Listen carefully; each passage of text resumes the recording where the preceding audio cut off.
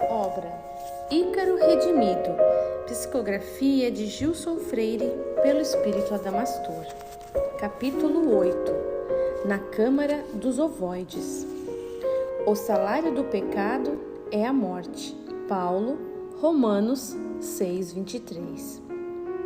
Não podíamos, no entanto, deixar o departamento sem completarmos as lições do dia, e por isso convidei Adelaide para examinar de perto a Câmara dos Ovoides, contígua à enfermaria que visitávamos.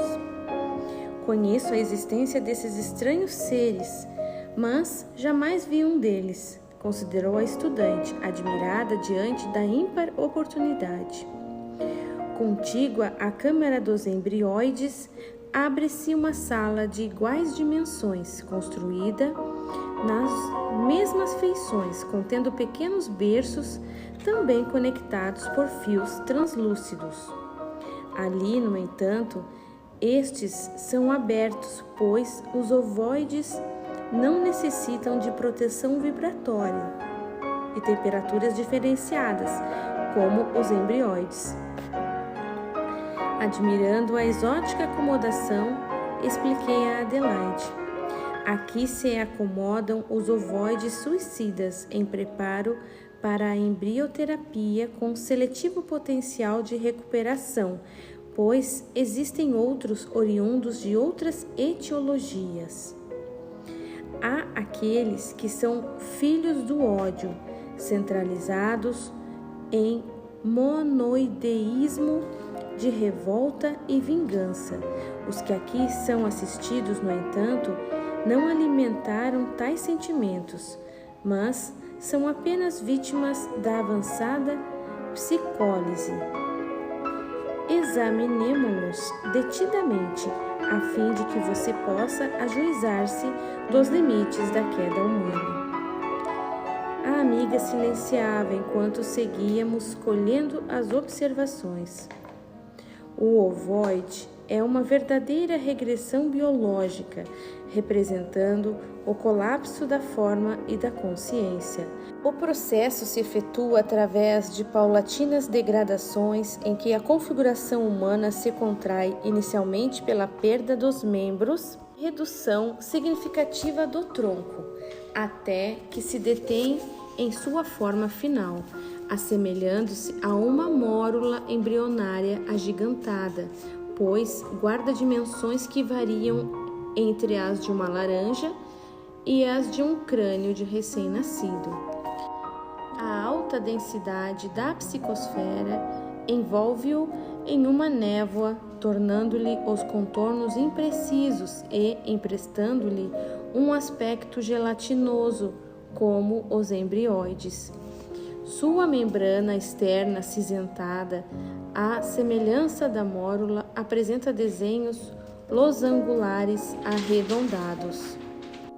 Toquei de leve a fronte de Adelaide de modo a permitir-lhe a visualização mais abrangente do estranho ser sob nossa respeitosa análise. Abaixo da membrana protetora, podíamos vislumbrar os vasos sanguíneos com pulsões quase imperceptíveis, detonando-se-lhe a fraca atividade vital. Os órgãos internos se apresentam reduzidos em suas formas embrionárias. A bomba cardíaca bate fracamente em sístoles frouxas, intercaladas por longas diástoles. Sua anatomia está regredida ao coração dos répteis, apresentando 4 câmaras incompletas, formada por 2 átrios e um só ventrículo, parcialmente dividido. O sistema nervoso também se acha retrocedido aos primórdios de seu desenvolvimento embrionário, mostrando-se como o arquencéfalo, o cérebro primitivo, constando de um tubo neural dividido nas 3 vesículas encefálicas primordiais, os 12 pares de nervos cranianos e suas formações ganglionares, no entanto, acham-se presentes. Sua temperatura é instável, variando com a do ambiente.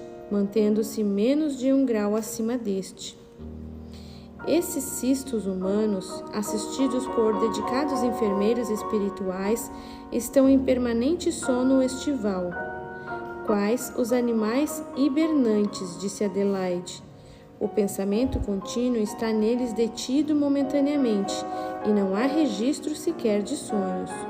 O fenômeno, aos nossos olhos, demonstra, sem sombras de dúvida, que o encistamento não é unicamente um patrimônio dos animais inferiores.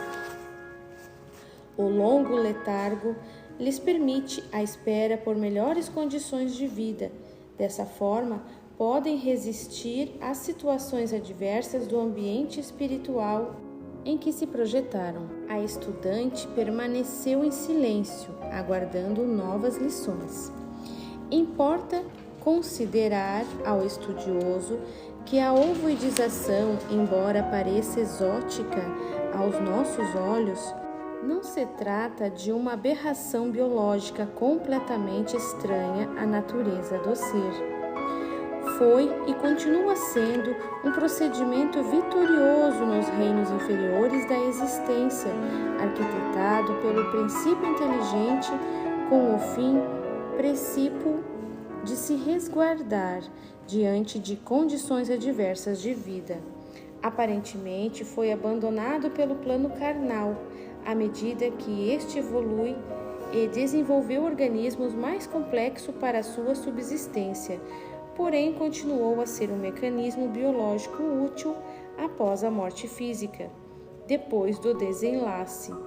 Não por encontrarem no plano espiritual condições favoráveis à manutenção de suas vidas, os animais superiores e mesmo o homem primitivo promovem um encistamento perispiritual, recolhendo a consciência ainda ciente em sono letárgico, aguardando desse modo de forma cômoda a oportunidade de novo renascimento na carne.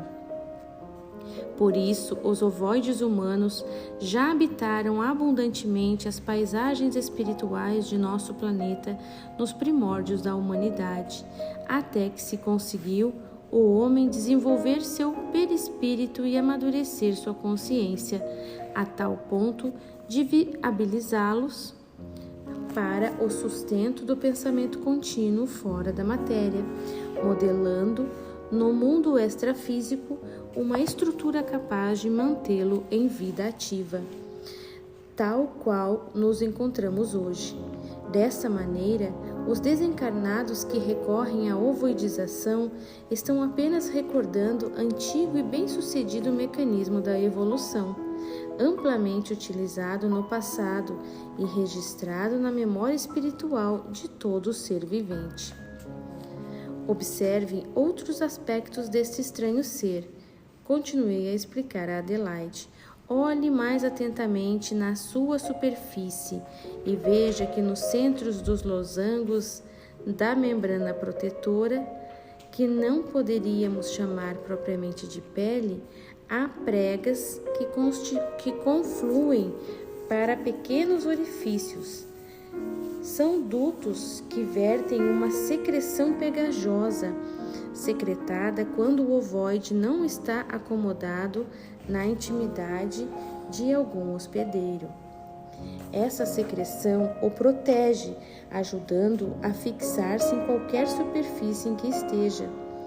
Notemos também que na parte inferior do ovoide se observa um pequeno orifício pregueado que continua em fímbrias delgadas. Trata-se de sua ventosa, através da qual ele se alimenta, não de detritos ou substâncias de natureza material, porém de vibrações. Como a amiga não me interrompesse, prossegui. Instalam-se esses cistos humanos regredidos à organização tão rudimentar, preferencialmente na mente humana, pois se alimentam das emanações psíquicas de suas vítimas. Comumente se alojam na fronte de seus hospedeiros, em contínua conexão com o centro cerebral, fonte de intensos eflúvios mentais. Como essas vibrações não produzem resíduos ou o metabolismo celular está praticamente estacionado, a organização do ovoide dispensa o trabalho dos órgãos digestivos e excretores, que se encontram reduzidos em suas formas embrionárias, completamente destituídos de atividade orgânica. Naturalmente, que levarão ao esgotamento das energias psíquicas daqueles que parasitam, acarretando-lhes graves transtornos mentais. Não estaremos sujeitos ao ataque de um deles? Não se intimide, minha irmã. Tal assédio se fundamenta em certos quesitos que seguramente não trazemos no momento. Há necessidade de sintonia para que a parasitose se instale em qualquer nível em que se manifeste, pois a vítima e o algoz sempre se unem mediante a anuência da lei de Deus. Observe, no entanto, que o ovoide possui um lentíssimo movimento pulsátil, que é a sua respiração, na razão de um ciclo completo a cada 2 minutos aproximadamente, na mesma frequência das vibrações que está absorvendo nesse instante. Esse movimento cessa por completo uma vez que não esteja se alimentando. Ele absorve neste momento nossas emissões de simpatia, como podemos notar pela ligeira sensação de frio nas pontas de nossos dedos, ao lhe aproximarmos nossas mãos. No mundo sub-humano das trevas, no entanto, eles são temidos e usados como verdadeiras armas de persuasão por espíritos com intenção de domínio, que podem aplicá-los tanto em encarnados quanto em desencarnados, e por isso os ovoides são muito procurados por esses infelizes. Uma triste realidade de nosso mundo, minha amiga. É assustador, Ademar, observarmos como pode degenerar a alma humana, um ser superior transmudado em uma massa embrionária disforme, perdendo completamente a configuração já conquistada. Isso me deixa pasma diante da possibilidade de regressão. Nossos amigos na carne costumam suscitar controvérsias diante do ovoide, detentor de nítido processo retroativo da forma, não por terem compreendido muito bem a revelação que parece formalmente contestá-la. Aqui, o fenômeno da degradação está patente aos nossos olhos e todos os dias o constatamos em nossos assistidos. Portanto, não podemos mais lhe negar a veracidade. Sabemos, no entanto, que o patrimônio evolutivo já conquistado pelo ser continua retido como potencial e, na verdade, não se perde. Não há dúvidas, porém, de que as forças involutivas da contração foram colocadas em funcionamento pela alma doente, que requererá imenso esforço para se recuperar, retardando sobremodo o seu progresso. Dessa forma, não podemos mais duvidar da possibilidade de regressão, representando, sem dúvida, o maior dano que o espírito é capaz de se infligir. As grandes quedas morais do ser em evolução são sempre possíveis, desencadeando movimentos retrógrados para si mesmo, até que este atinja os patamares da sublimidade, de onde se torna improvável resvalar-se novamente para os abismos do mal e da revolta.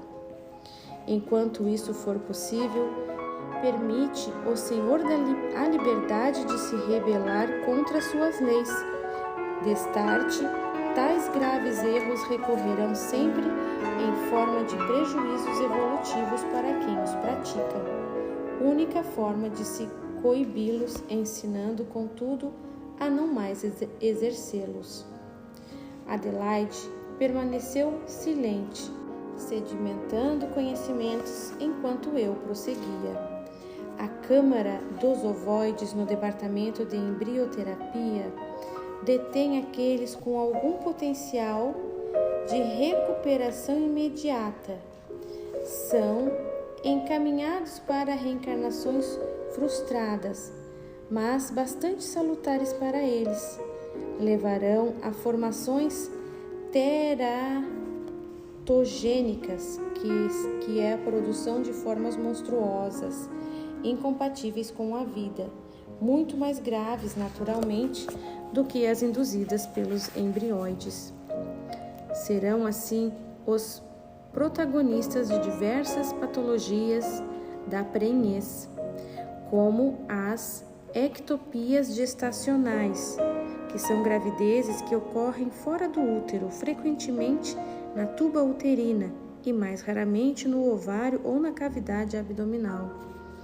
Os deslocamentos placentários, os blastomas coriais, que são tumores uterinos oriundos de trofoblastos fetais defeituosos.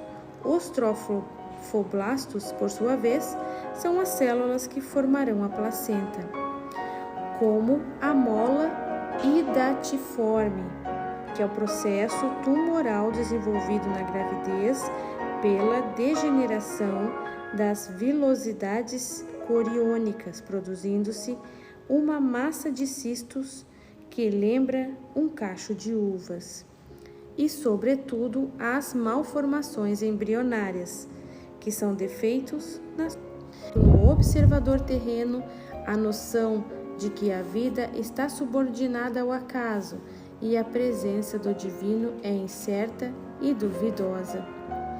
Diante da admiração de nossa irmã, ainda agreguei: o pesquisador da Terra imputa erros genéticos aleatórios e injustificáveis, espíritos regressais biológicos de desovoidização, como chamamos aqui. Produzem verdadeiras aberrações biológicas, mas ricas de inquestionável valor terapêutico esses desvalidos seres. A natureza não produz ogemia, guarda sua necessidade. Nos ensaios reencarnatórios mal sucedidos, o ovoide pode se recuperar e refazer seu molde perispiritual na conformação humana. Depois nascerão ainda como mongóis, imbecis ou, portanto, outras malformações pela ciência terrena, sem lhes alcançar a causa erradicada no espírito. Com o esforço